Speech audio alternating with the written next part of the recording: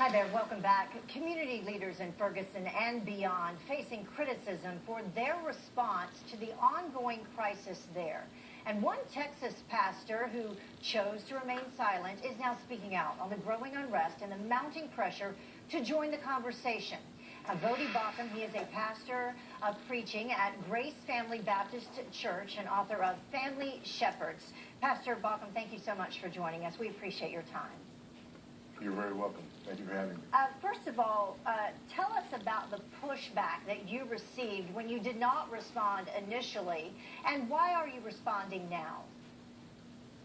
Well, initially I was out of the country. I was actually in Africa at the time when all this occurred.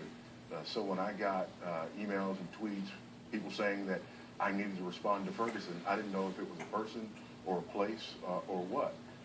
I then became aware of the unrest that was going on, and I've since followed the issue and felt like there did need to be a response, but not the one that people expected, because they expect for black pastors, black leaders to all respond to this in the same way. I don't see it the same way and felt like it was important to say so. And why do you think your perspective is so different from others? Well, I don't know that I can speak to that, but I know that there's this collective sense among many black people that, we know what really happened there. There's this idea that we are besieged by the injustice of police and so on and so forth. I don't believe that. The problem I see is that there is this celebration of criminality. There's this acceptance of criminality and thuggery, and that's a problem. This was a young man who engaged in a violent robbery and then engaged the police officer in a violent confrontation and lost his life. And as I said in my piece, I'm raising 7 young black men. What I'm telling them is, this is why you don't behave that way. This is what you need to be aware of. This was not Medgar Evers. This was not Emmett Till. This was a criminal.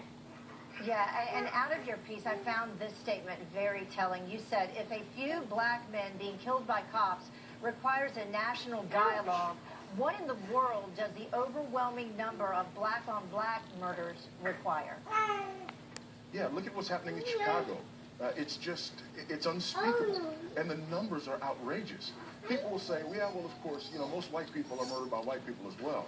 But number one, the murder rate, the sheer number of murders for a people group that make up 12.5% of the population is completely out of whack.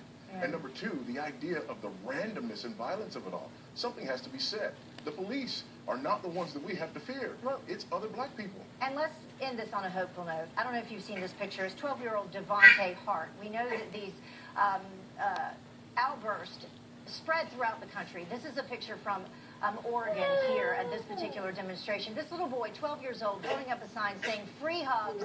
This police officer comes over and hugs him. What is your message as we wrap up here? My message is... Outburst spread throughout the country. This is a picture from Oregon here at this particular demonstration. This little boy, 12 years old, holding up a sign saying, "Free hugs." This police officer comes over and hugs him. What is your message as we wrap up here? My message is that the gospel gives us hope. I'm a pastor. I'm not a politician. I'm not here to make political points.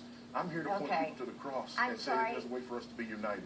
Thank you. And on that note, we'll be right back.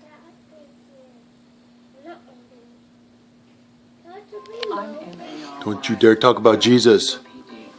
I'm J.